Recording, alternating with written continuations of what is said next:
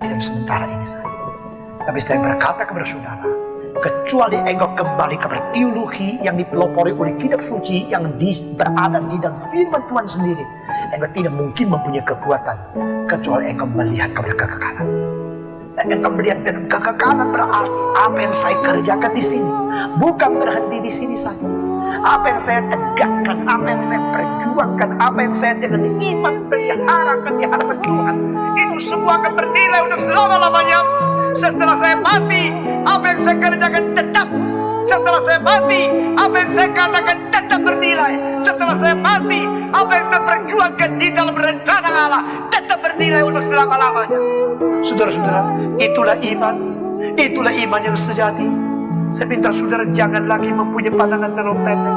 Jangan lagi mempunyai satu gagasan yang tidak berambisi secara Tuhan.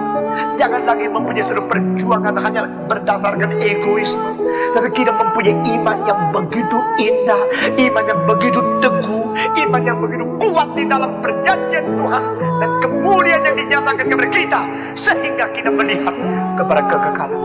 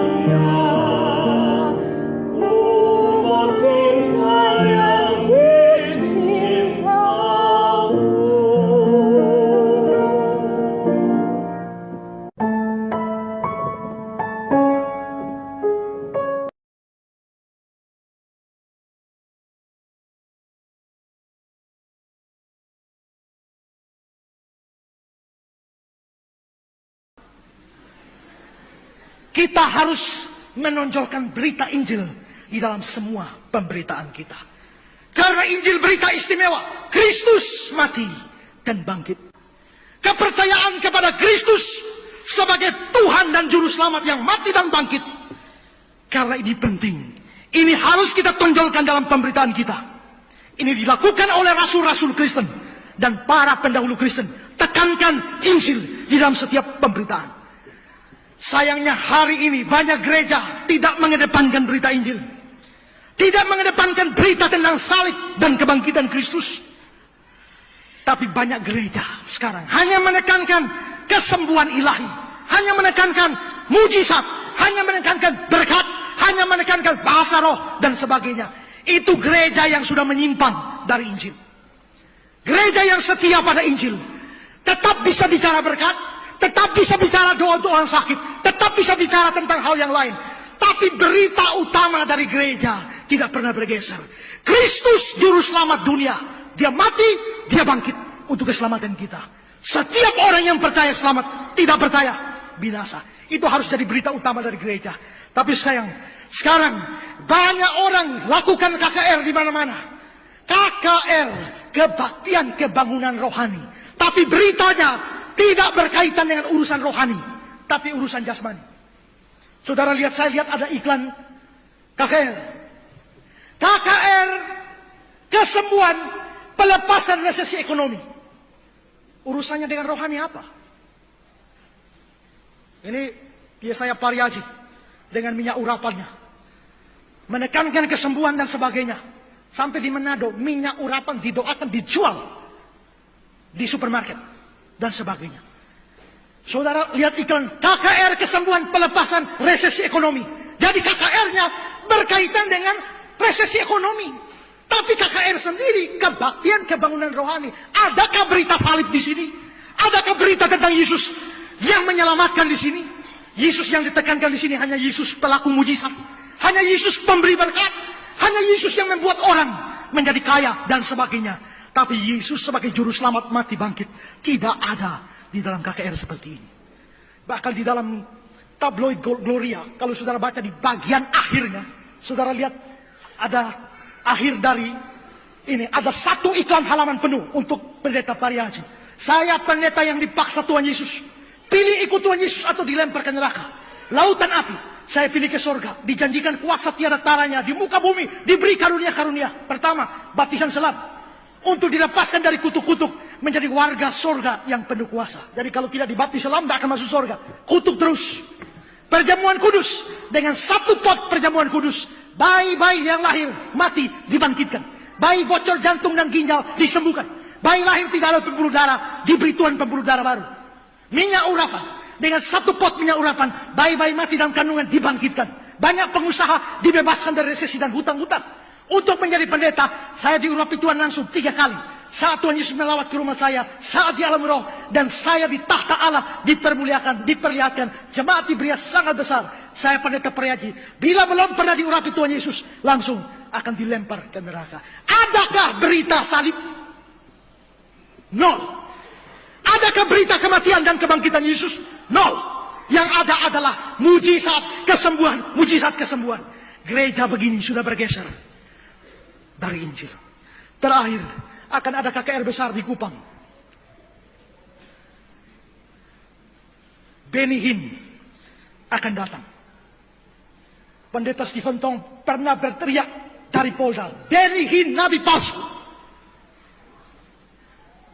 Waktu saya lihat itu, saya coba pelajari lebih jauh. Benny Hinn sudah ulang-ulang menubuatkan Yesus datang tahun berapa, meleset terus. Tapi sampai hari ini masih laris. Kenapa?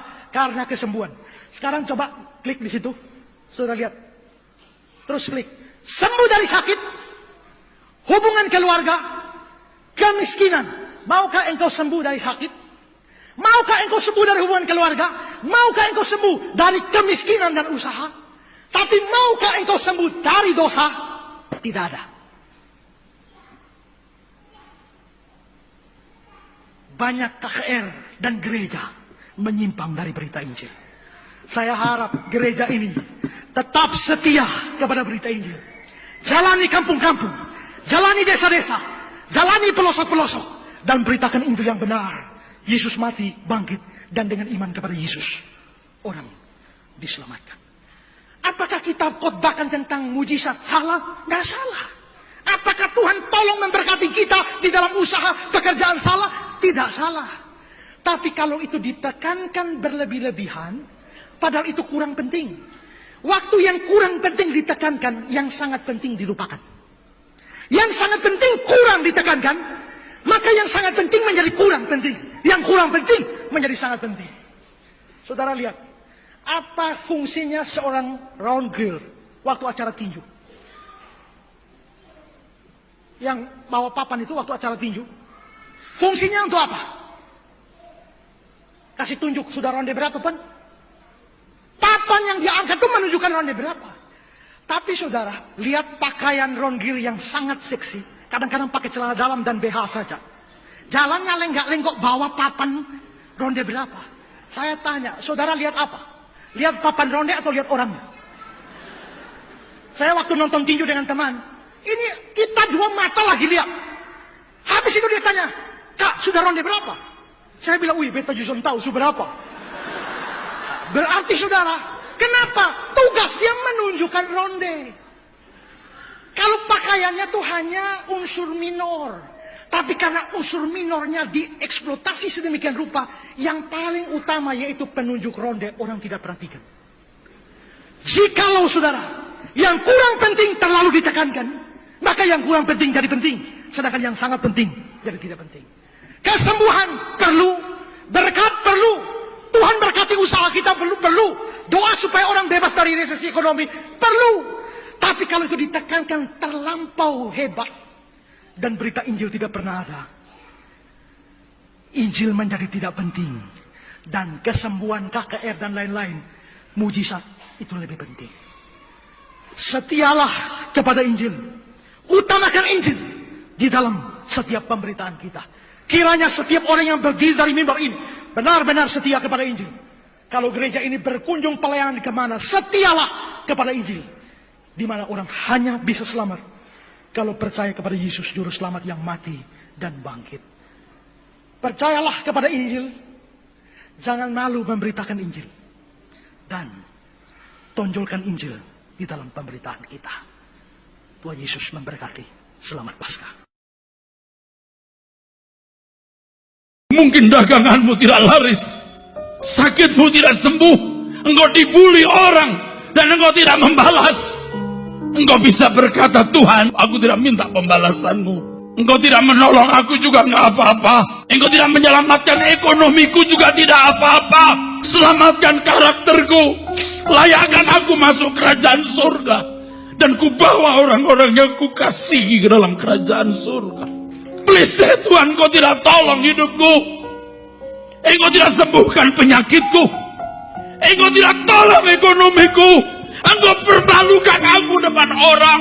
Dan engkau membiarkan aku dibully, diinjak-injak. Aku tidak akan membalas. Dan engkau tidak kuminta membalas. Tapi aku minta, selamatkan karakter.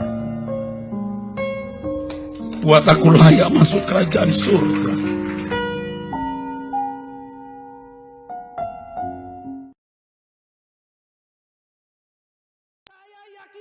Tuhan ada di dalamnya adalah hati yang membuat saya mampu untuk terus bersuka cita dalam segala hal. Sekalipun saya tahu dunia ini boleh mengancam saya, dunia ini boleh menekan saya, dunia ini boleh berkata apa tentang apapun tentang diri saya. Tapi sukacita saya itu adalah sukacita yang harus terus saya kembangkan.